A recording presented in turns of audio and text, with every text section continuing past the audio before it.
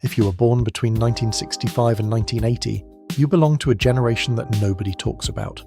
Sandwiched between the massive baby boomer generation and the even larger millennial generation, Generation X has been dubbed the forgotten generation. But here's what nobody tells you.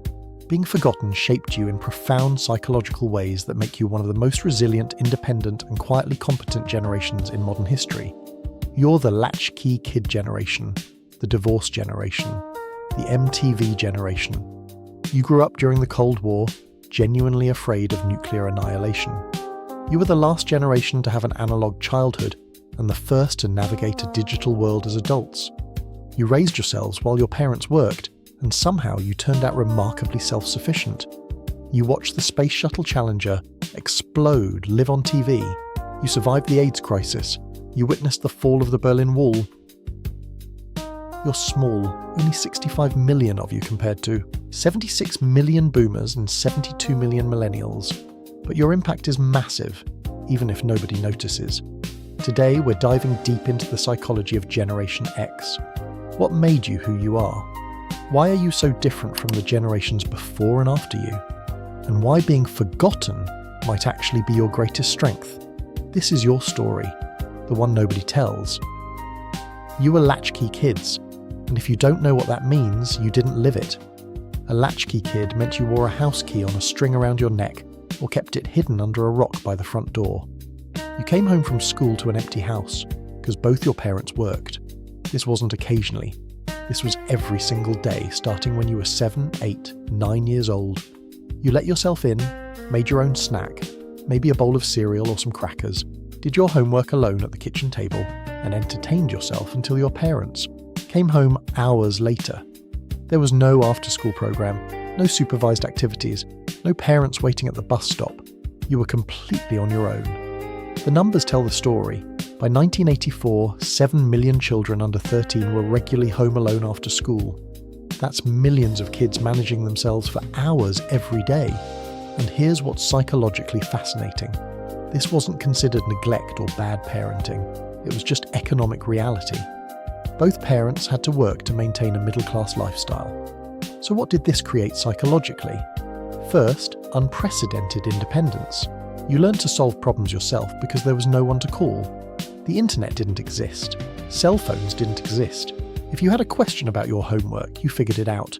If you were scared because you heard a noise, you dealt with it. If you were hungry, you made something. You became your own authority figure. But it went deeper than practical independence. You developed what psychologists now call self-directed resilience. You became your own problem solver, your own emotional regulator, your own entertainment director. You learned to sit with boredom and figure out what to do with yourself.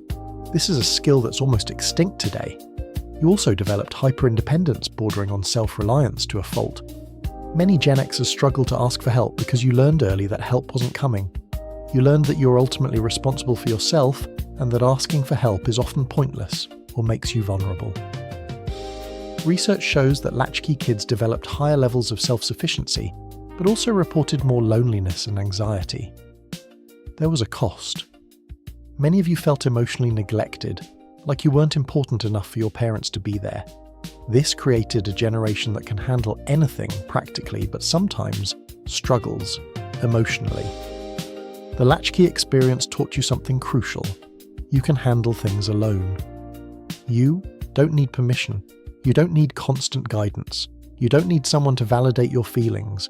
This made you self-sufficient, but it also made you deeply skeptical of authority and institutions that claim to have all the answers. Now let's talk about something that defined Generation X more than any other generation: divorce. You were the first generation to experience mass divorce, and it fundamentally shaped your psychology in ways that still affect you today. The statistics are staggering.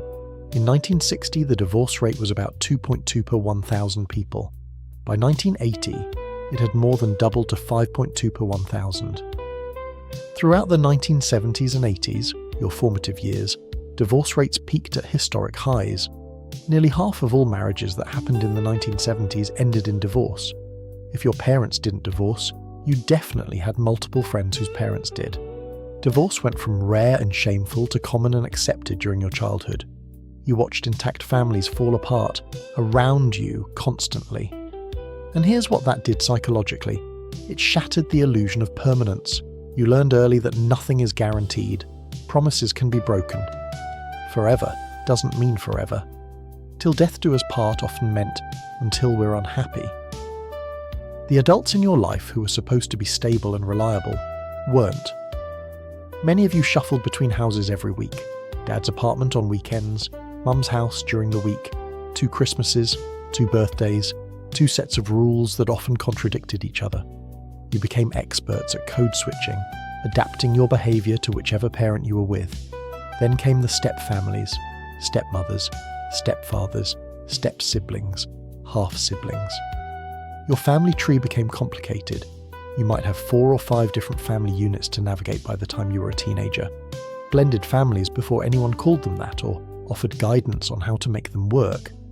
This created what psychologists call relationship pragmatism. You don't have fairy tale expectations about love or commitment. You understand that relationships take work. You know they can fail spectacularly. You've seen people who promise to love each other forever turn into bitter enemies fighting over custody and furniture. This makes Gen X more realistic about relationships, but also more cautious. You marry later than previous generations. Average age 27 for men, 25 for women, compared to 23 and 21 for boomers. You're more likely to cohabitate before marriage. You have lower marriage rates overall, not because you don't value commitment, but because you understand its fragility, and you're not rushing into something that could blow up your life. The family instability also created emotional self-protection mechanisms.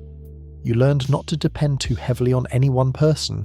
You learned to be okay alone. You developed an emotional armor that can look like cynicism or detachment to outsiders, but it's really just sophisticated self-preservation. You became experts at reading situations and people because you had to. You learned to anticipate conflict. You learned when to speak up and when to stay quiet. You learned to protect yourself emotionally because the adults in your life often couldn't or wouldn't protect you. But here's the interesting part. This doesn't mean you're incapable of deep, meaningful relationships. It means you're incredibly selective. When you commit fully, completely, with clear eyes about what you're getting into. But you don't commit easily. You learn to protect yourself, and that's not a weakness. It's wisdom earned through experience.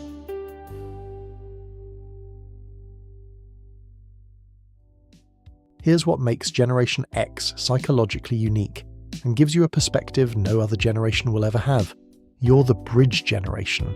You had an analog childhood and a digital adulthood. You remember life before the internet, but you adapted to it and mastered it. You're digital immigrants who became fluent, not digital natives who can't imagine anything else. Your childhood. Entertainment was completely analog. You watched TV, but there were only 3 or 4 channels. ABC, NBC, CBS, maybe PBS. You watched what was on when it was on, or you missed it. No streaming, no DVR, no on-demand anything, no pause button. If you wanted to watch your favourite show, you had to be home at a specific time on a specific day, or you'd miss it and have to wait until summer reruns. If you missed an episode of your favourite show, you had to ask friends what happened. You discussed shows at school the next day because everyone watched the same things at the same time. TV was a shared cultural experience, not an individual, isolated consumption pattern. You listened to music on cassette tapes and vinyl records. You made mixtapes for your friends and crushes, carefully selecting and recording each song in a specific order. This was an art form. You'd spend hours getting it just right, making sure the songs flowed properly, timing it so the tape didn't cut off mid-song. Good mixtape was a declaration of friendship or love. You called the radio station to request songs and waited by the radio with your finger on the record button, hoping to capture your favourite song onto cassette. You bought entire albums based on one single, and hoped the rest would be good. You read liner notes and studied album art. If you wanted to know something, you had to seek it out. You went to the library and searched through card catalogues. You read encyclopedias. You asked people. Information wasn't instant. Research took effort. This created active rather than passive consumption patterns. You played outside until dark. You rode bikes around the neighbourhood. You went to the arcade and pumped quarters into machines. You played Atari and later Nintendo, but gaming was a small part of life, not the centre of it. You still spent most of your time in the physical world, interacting face-to-face with real people. You communicated by calling friends on landlines, and if they weren't home, you left a message with their parents, or you just called back later. You made plans and kept them because there was no way to change them last minute. If you said you'd meet at the mall at 3 p.m, you were there at 3 p.m, because there was no way to coordinate otherwise. Then, in your teens and 20s, everything changed. Personal computers arrived, the internet exploded, cell phones became ubiquitous, email, text messaging, social media, streaming, smartphones. The entire paradigm shifted and you had to adapt, and you did. You learned new technology not as natives but as immigrants. You remember both worlds, which gives you unique perspective. You can appreciate the convenience of GPS while remembering the skill of reading paper maps. You love streaming while missing the ritual of going to Blockbuster to rent movies. You use social media but remember what it was like to actually lose touch with people. This creates what researchers call digital bilingualism. You can function perfectly well in the digital world. You work in it, you use it, you understand it. But you also remember and value the analog world. You know what was lost in the transition, not just what was gained. This dual perspective makes you more balanced about technology than any other generation. You're not afraid of it or confused by it like many boomers, but you're also not addicted to it or defined by it like many younger people. You use technology as a tool for specific purposes, not as a constant companion or identity marker. You can unplug because you remember life unplugged. You can be bored because you've been bored before and know you'll survive. You can have face-to-face conversations without checking your phone because you developed social skills in an era when there was no other option. Let's talk about the cultural forces that shaped Generation X's psychology, because music and media weren't just entertainment, they were how you formed your identity, found your tribe, and made sense of a confusing world. MTV launched in 1981, right when the oldest Gen Xers were teenagers. Video Killed the Radio Star was the first video played, and it was prophetic. For the first time, music had a constantly accessible visual component. You could turn on the TV and watch music videos for hours. MTV shaped not just what you listened to, but how you saw the world. MTV created a hyper-visual generation. You communicated through images, style, aesthetics. Fashion became identity. What you wore, what you listened to, which subculture you belonged to, these weren't superficial choices. They were deep statements about who you were and what you valued. But more importantly, the music you grew up with reflected and reinforced your generational psychology. Punk rock in the late 70s and early 80s was angry, anti-establishment DIY. Bands like the Ramones, The Clash and Dead Kennedys said you don't need permission or professional production to create. You don't need to wait for record labels or radio stations to validate you. Make your own music, start your own band, do it yourself. This DIY ethos became fundamental to Gen X identity. You learned you don't need institutional approval. You can create your own path. This shows up in Gen X entrepreneurship, in your willingness to change careers, in your creation of alternative cultural spaces. Then came grunge in the early 90s, and it was like the entire generation found its voice. Nirvana, Pearl Jam, Soundgarden, Alice in Chains. This music was depressed, nihilistic, angry, and authentic. It rejected the glossy optimism of the 80s and embraced messy reality.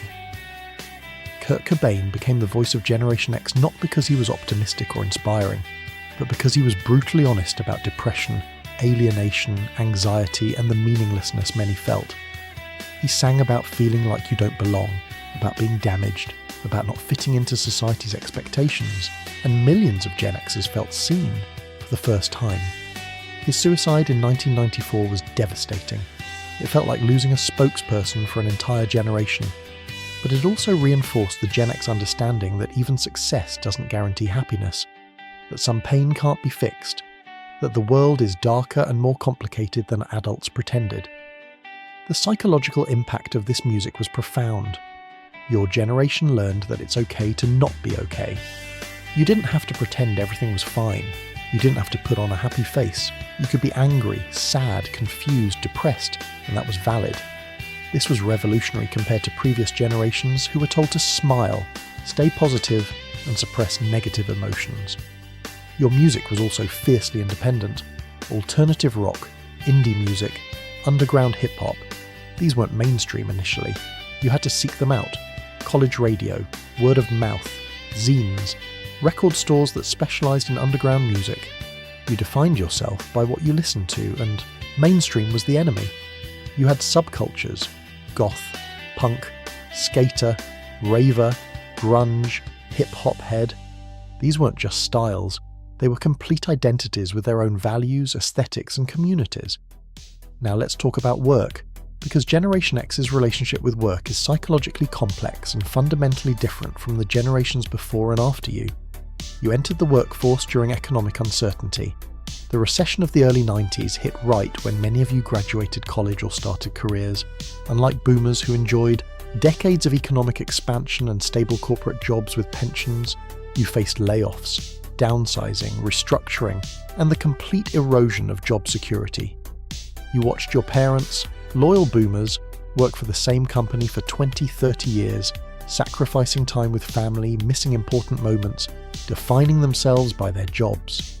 And then you watched those companies lay them off right before retirement, eliminating pensions, showing zero loyalty after decades of service. This taught you a crucial lesson. Corporate loyalty is a one-way street. The company won't be loyal to you no matter how loyal you are to it. So why should you sacrifice your life for a job? This created what psychologists call work pragmatism. You work hard. Gen X actually works more hours on average than any other generation currently in the workforce. But you don't define yourself by your job. You're not a company man or company woman. You'll do excellent work, but you also maintain boundaries that previous generations didn't. Gen X pioneered work-life balance before it was called that. You leave at 5 p.m. when your work is done. You don't check email on vacation. You protect your personal time fiercely. This isn't laziness.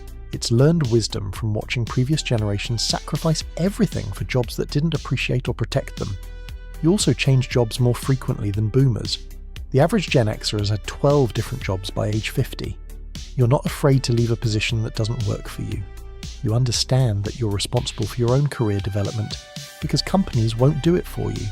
You're entrepreneurial. More Gen Xers start small businesses than any other generation. Why? Because you don't trust institutions to take care of you. You'd rather build something yourself, control your own destiny, not depend on a corporation that could eliminate your job in the next round of restructuring. You're also adaptable. You've survived multiple recessions, massive technological shifts, and complete industry transformations. You've learned skills, watched them become obsolete, and learned new skills. You reinvent yourself when necessary because that's what survival requires. This creates a fascinating psychological profile. You're hard-working but not worshipful of work. You're ambitious but not at any cost. You value independence and autonomy over prestige and titles. You'll work for money, but you won't sacrifice your soul, your family, your mental health for it. You also mentor differently than boomers. You don't expect younger workers to pay their dues the way you did. You're more likely to share information, help people advance, support work-life balance, because you remember how hard it was and you don't want to perpetuate systems that hurt people. Let's talk about how Generation X parents, because your approach to parenting reveals everything about your psychology and what you learned from your own childhood. Many of you swore you'd parent differently than your parents did. You wouldn't be absent like they were. You wouldn't get divorced like they did. You wouldn't leave your kids alone for hours. You wouldn't prioritize work over family. You were going to break the cycle, and you did. But maybe you overcorrected. Gen X became the first helicopter parent generation. You're overprotective. You schedule every moment. You hover. You want to know where your kids are at all times. You track them with phones and apps. You don't let them walk to school alone or play unsupervised. Why? Because you remember how it felt to be alone and scared. You remember feeling forgotten and unimportant. You don't want your kids to feel that way, so you swing to the opposite extreme. But here's the psychological complexity. You also value independence and self-sufficiency. You want your kids to be capable and resilient like you are, but you're afraid to give them the freedom that created your independence. You know the world is dangerous. You learned that growing up, and you want to protect them. This creates internal conflict. You intellectually understand that kids need challenges and autonomy to develop. But emotionally, you can't handle the anxiety of letting them face those challenges, so you protect them. Even as you worry you're making them weak, you're also different from boomer parents in important ways. You don't expect respect just because you're the parent.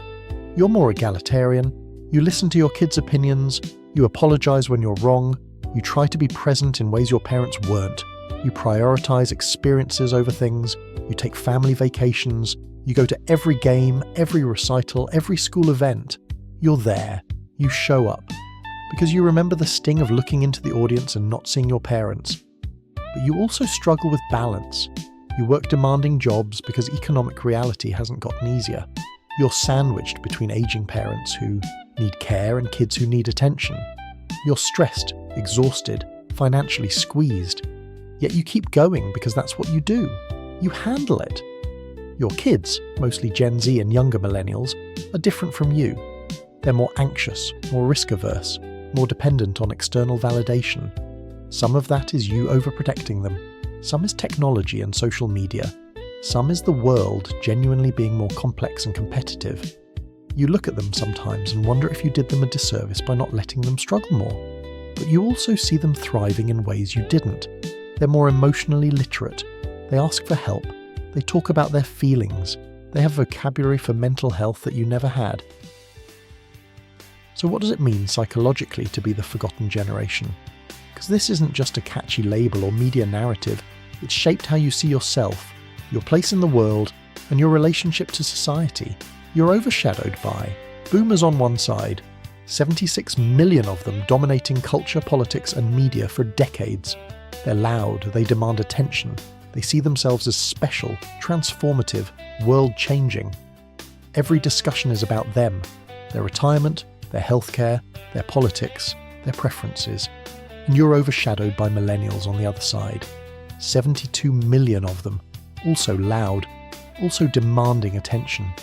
Every article is about what millennials want, what they're killing, how they're different, why they're struggling. Marketers court them, politicians pander to them, media analyzes them endlessly, and Generation X, 65 million of you quietly in the middle, running things while everyone focuses on the larger, louder generations on either side. You're rarely mentioned in marketing. Politicians don't court you. Media doesn't analyze your preferences or problems.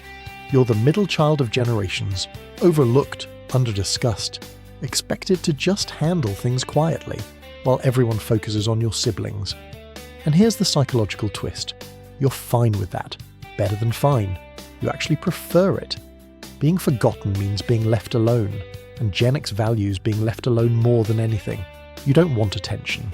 You don't want everyone analysing you, debating your preferences, discussing your problems. You just want to do your thing without interference, surveillance, or judgment. This comes from your latchkey childhood. You learned early that you're most effective when you're self-directed. External attention often means external control, judgment, criticism, or demands. So being forgotten is actually freedom. It's the permission to be yourself without performance or explanation. You're not on social media constantly posting your life for validation. You lurk, you observe, you post occasionally, but you're not performing. You don't need likes or followers to feel worthwhile. You know who you are regardless of external validation. But there's also a darker side to being forgotten. It can mean feeling invisible. Your needs are overlooked in policy discussions. Your economic struggles aren't discussed. Everyone talks about millennials' student debt, but Gen X has crushing debt too, plus aging parents and kids to support. Your contributions are underappreciated. You're expected to quietly keep things running while everyone focuses elsewhere. This can create resentment. You're doing all the work, managing companies, running departments, holding things together, while getting none of the credit or consideration. You're the generation actually in charge of most institutions right now, but nobody notices or cares. Yet this also reinforces your independence. You don't need validation from others. You don't need recognition or praise or participation trophies. You know your worth even if nobody else acknowledges it. This is both a strength and a defense mechanism developed from years of being overlooked. What is the psychological legacy of Generation X? You're independent to your core. You were forced to be, and now you wouldn't have it any other way. You don't need constant guidance, validation, or attention.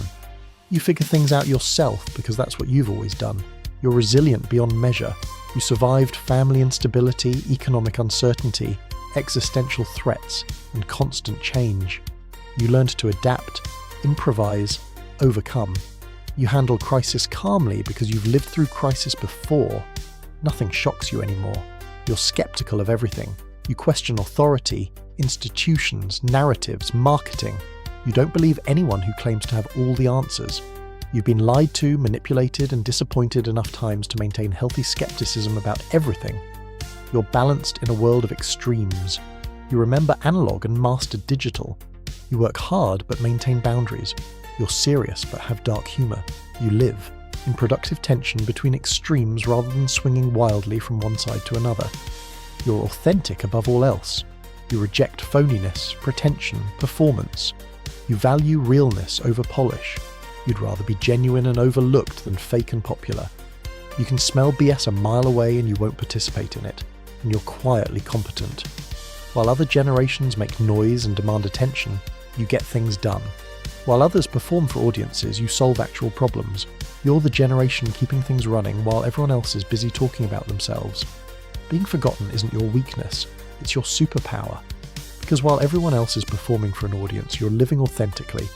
While others seek validation, you validate yourself. While others wait for permission, you just do what needs doing. You're Generation X. The latchkey kids who raised themselves and turned out fine. The divorced generation that learned relationships. Take work. The last analog generation that mastered digital. The forgotten generation that doesn't need to be remembered to know its worth. You were shaped by neglect, divorce, nuclear fear, economic instability, and constant change. And somehow, those challenges created one of the most resilient, independent, adaptable, and quietly competent generations in history. That's the psychology of Generation X. And it's not a weakness, it's a strength. You just don't need anyone else to tell you that.